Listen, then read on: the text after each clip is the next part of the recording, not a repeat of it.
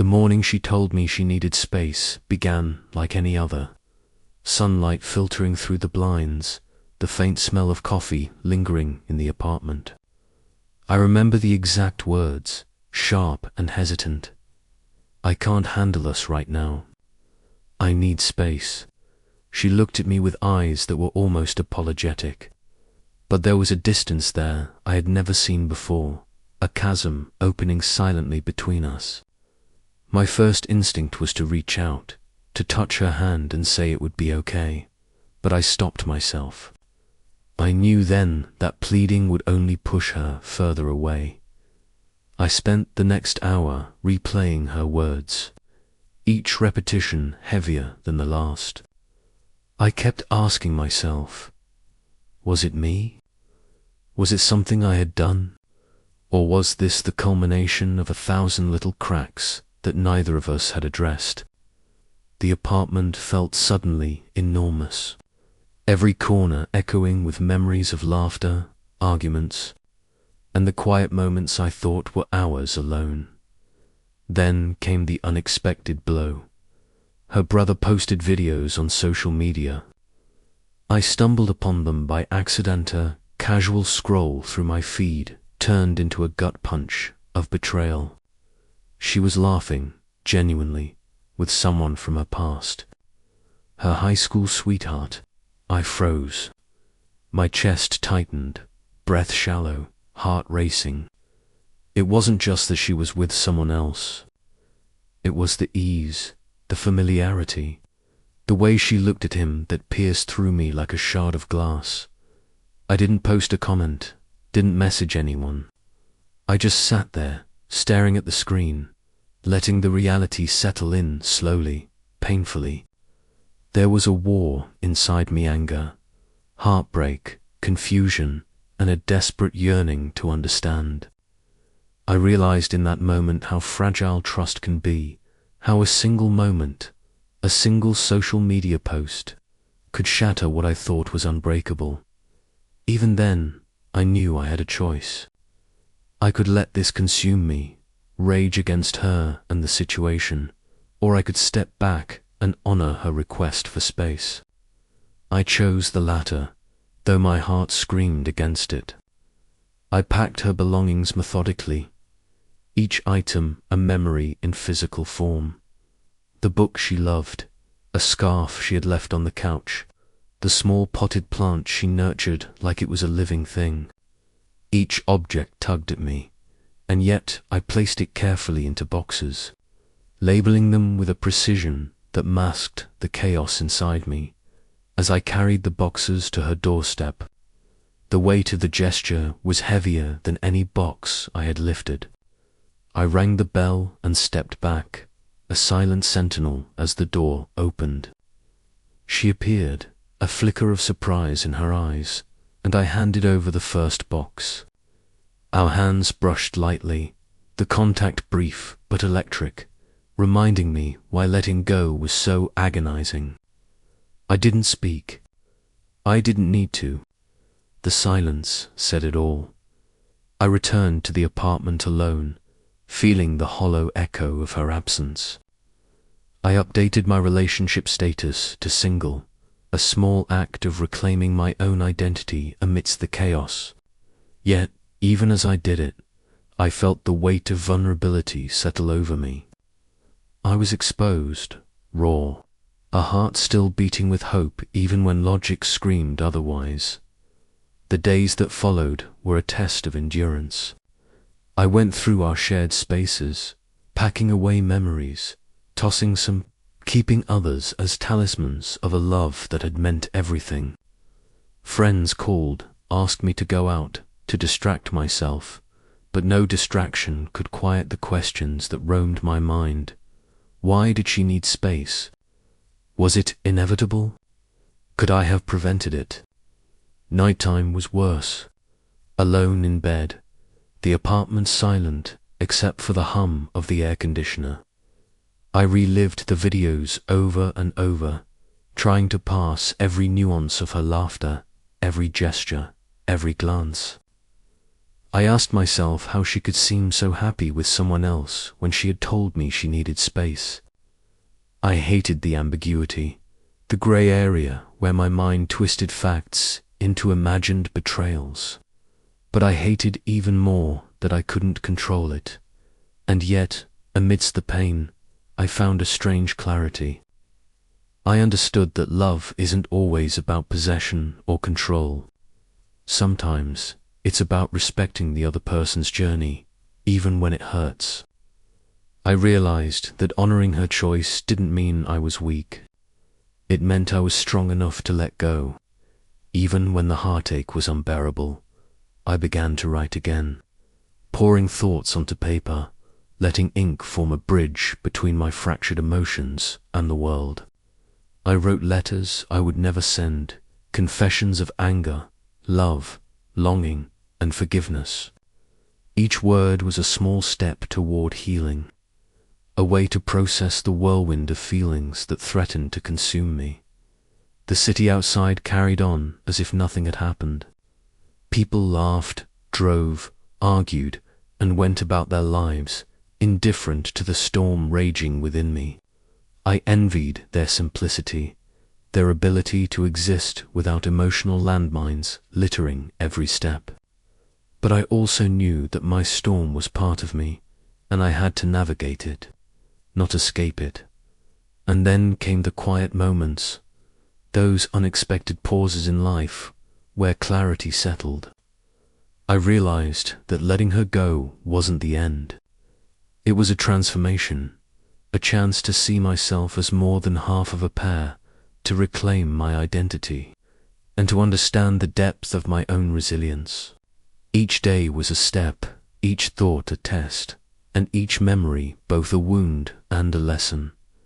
I kept the videos in my mind, not as a torment, but as a reminder of reality, the truth that love is complex, messy, and often unfair. I learned that heartbreak doesn't always come with dramatic confrontations. Sometimes it sneaks in silently through a screen, a message, a laugh captured in pixels. But even as I honored her space, even as I rebuilt my life piece by piece, a part of me remained alert, waiting, hopeful. I didn't know what the future held, whether we would ever speak again, whether the fragile bond we once shared could survive the rupture. Yet I carried that hope quietly, tucked between the lines of my writing, hidden in the rhythm of my breathing, a silent ember refusing to die. And so, life moved forward, pain and clarity intertwined, leaving me neither fully broken nor completely whole, but somewhere in the uncertain space between, learning to breathe again, learning to live, and learning to love even in the absence of the person who had once defined everything. The days following her departure were a strange mix of emptiness and subtle revelation. I woke each morning to the same apartment, the sunlight streaming in, but without her presence, it felt cavernous. I moved through routines that had once been shared, the coffee machine's whistle, the hum of the fridge, even the echo of my own footsteps, all reminders that the life I had taken for granted was now only mine to navigate. At first, I tried to fill the silence. Friends insisted on nights out, casual distractions, anything to shake the oppressive weight of absence.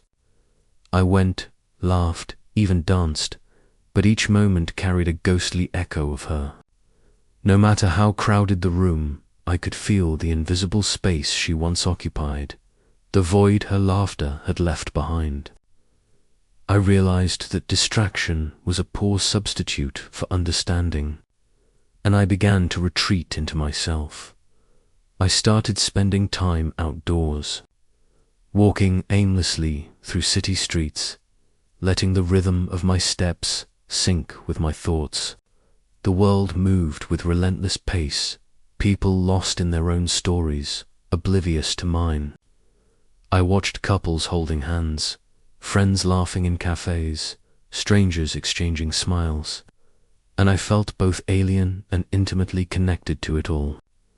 I realized that while my personal narrative had fractured, the world itself continued a lesson in impermanence and the resilience of life beyond my heartbreak.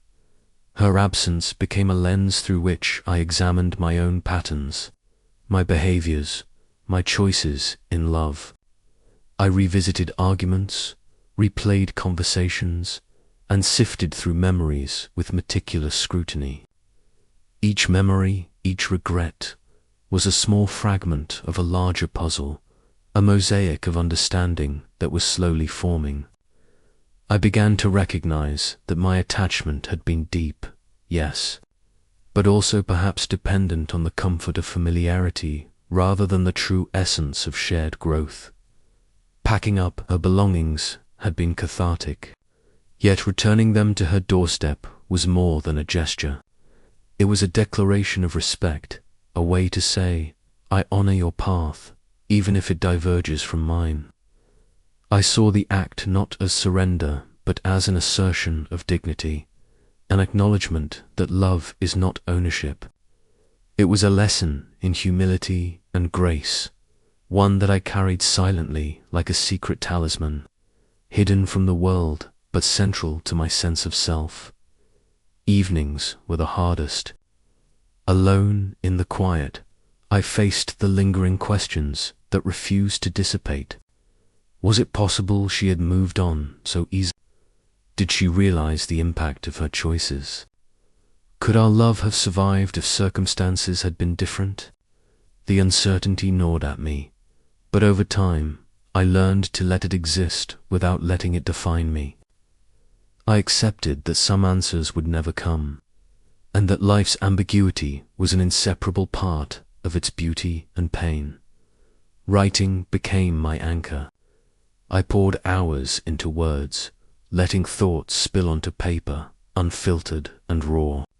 The pages filled with letters I would never send, confessions I needed to articulate, not for her, but for myself. Each sentence, each paragraph, was an act of reclamation, a way to assert agency over my emotions rather than letting them dictate my reality. I wrote of love, loss, hope, and despair, tracing the contours of my heart with ink and intention. Sleep was erratic, often interrupted by dreams where she appeared, sometimes distant, sometimes vividly close. Each dream was a reminder of what had been, a simulation of possible futures that would never manifest.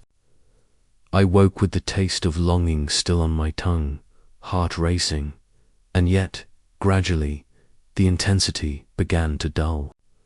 I learned to distinguish between memory and desire, between the image of her and the reality of absence. In those weeks, I discovered resilience I hadn't known I possessed. The pain remained, yes, but it no longer consumed me entirely. I began to take small steps toward rebuilding my identity, revisiting hobbies, reconnecting with friends, exploring new corners of the city. Each choice was a reaffirmation that life was broader than a single relationship, and that selfhood could exist independently of shared love. Yet, amidst the clarity, I never fully let go of hope. A part of me remained vigilant, quietly listening for a sign, a message, a glimmer of her presence in the world. It wasn't denial or obsession. It was a patient acknowledgement that some stories aren't complete until both hearts are ready to engage with them again. One evening, while reviewing messages from the past weeks, my phone buzzed unexpectedly. I froze, heart hammering, not knowing what to expect. The notification was simple, direct, almost disarmingly casual. I made a mistake. Can we talk? Time seemed to pause. Weeks of silence, reflection, and quiet rebuilding all culminated in that single line. My mind raced, emotions colliding in a tempest I hadn't anticipated. Anger, longing, curiosity, caution surged simultaneously, a maelstrom that both terrified and exhilarated me. I knew that responding could reopen wounds, but ignoring it would leave questions unanswered. I spent hours crafting a mental response, weighing every possible outcome, considering the implications of both engagement and refusal. In doing so, I realized that forgiveness isn't instantaneous. It is cultivated, measured, and consciously chosen. It is a bridge built on understanding rather than compulsion, an act of courage rather than convenience. And as I stared at her message, I felt the duality of love in its purest form, the pain it brings and the possibility it sustains. I recognized that relationships are rarely linear, that hearts can wander and return, and that sometimes the greatest act of love is the patience to wait without losing oneself.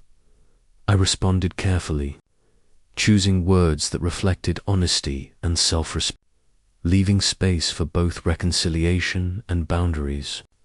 Her reply came later that evening, tentative, reflective, tinged with vulnerability.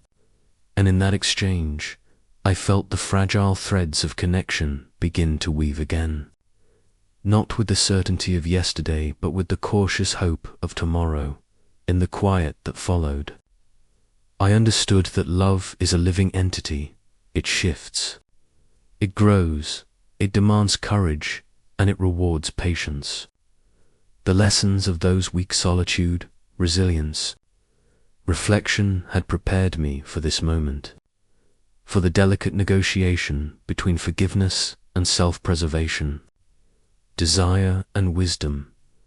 As I closed my journal that night, the city lights twinkling beyond the window, I felt an odd mixture of anticipation and calm. I had been tested, broken in ways subtle and profound, and yet I stood intact, ready to navigate whatever path lay ahead with clarity, courage, and an unwavering commitment to the truth of my heart. The message sat in my inbox longer than I expected. I stared at it countless times, my fingers hovering over the keyboard, unsure whether to type a response that could reopen old wounds or risk losing the chance to understand her motives. Each second stretched, laden with tension, as memories and emotions collided in my mind.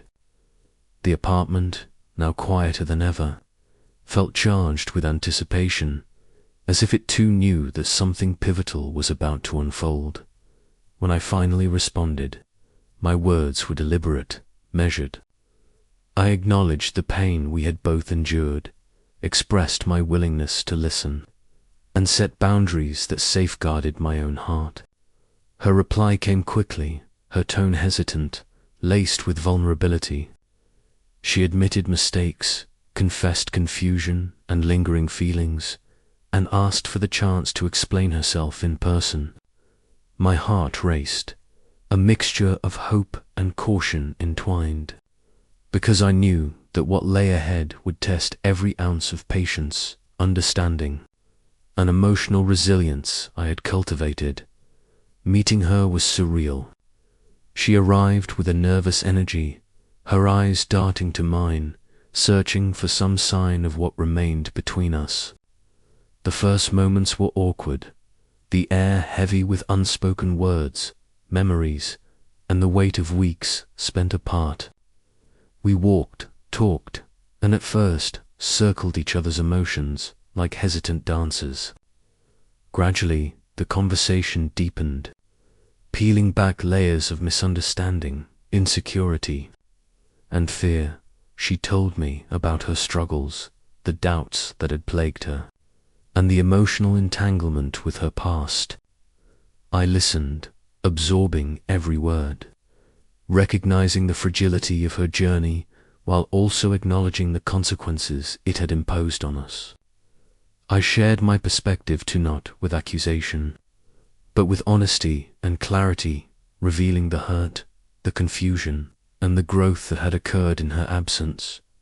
Conflict arose naturally, inevitably. Old wounds resurfaced, and emotions flared. I found myself questioning whether her regrets were genuine, whether her actions could truly be reconciled with trust, and whether love could survive the test of fractured loyalty. We argued and paused, cried and laughed, and in the ebb and flow of our dialogue, I realized that this confrontation was necessary. It was not just about rekindling love. It was about understanding, closure, and the possibility of rebuilding something stronger. The climax of our encounter came unexpectedly. A memory triggered by a shared joke, a private one, from months ago, suddenly broke through the tension. We laughed, a pure, unrestrained sound, and in that moment, the walls we had built around our hearts began to crumble. Tears mingled with smiles as the realization dawned that despite the pain, the confusion and the distance, the foundation of our connection still existed. It was fragile, yes, but it was there, resilient and waiting for careful nurturing. We talked for hours, each revelation, confession, and shared emotion weaving a tapestry of renewed understanding. I recognized that love is not about perfection. It is about choice. It is the decision to engage, to forgive, and to rebuild, even when the path is uncertain and the heart remains wary. Her presence reminded me that vulnerability is not weakness, but the conduit through which true connection flows. By the end of our meeting, the air had shifted. There was no instant resolution, no naive promise of unbroken continuity. Instead, there was acknowledgement of mistakes, of pain, of growth, and the cautious decision to explore a future together. Armed with lessons learned and a renewed commitment to honesty and patience, the tension that had once seemed insurmountable was now tempered by understanding and mutual respect. In the days that followed, we re-established communication, slowly and deliberately. Each interaction was measured, conscious, and intentional. We discovered the beauty of rediscovery, of seeing each other anew, not as the people we had been, but as the ones we had become. Trust, fragile yet persistent, began to take root again, nurtured by transparency, vulnerability, and a shared desire to move forward without erasing the past. The journey was not without its challenges. Old insecurities flared, doubts lingered, and moments of uncertainty tested our resolve. Yet, with each obstacle, we reminded ourselves that love is not a static state, is dynamic, evolving, and often difficult. It demands courage, introspection, and a willingness to embrace both joy and discomfort in equal measure. Reflecting on the entire experience, I recognized the profound lessons embedded in heartbreak, space, and reconciliation. I understood that love is as much about timing, circumstance, and individual growth as it is about desire and connection. The separation had been painful, yes, but it had also been transformative, providing the clarity and strength necessary to engage in a more conscious, compassionate, and authentic relationship. Ultimately, the reconciliation was not a return to the past, but the beginning of a new chapter. Conscious decision to love with awareness, to honor individuality while embracing partnership, and to navigate the inevitable complexities of life together. The pain of the past was not erased, but it became the foundation upon which a stronger, more resilient love could be built. As we continued forward, I felt a sense of quiet triumph.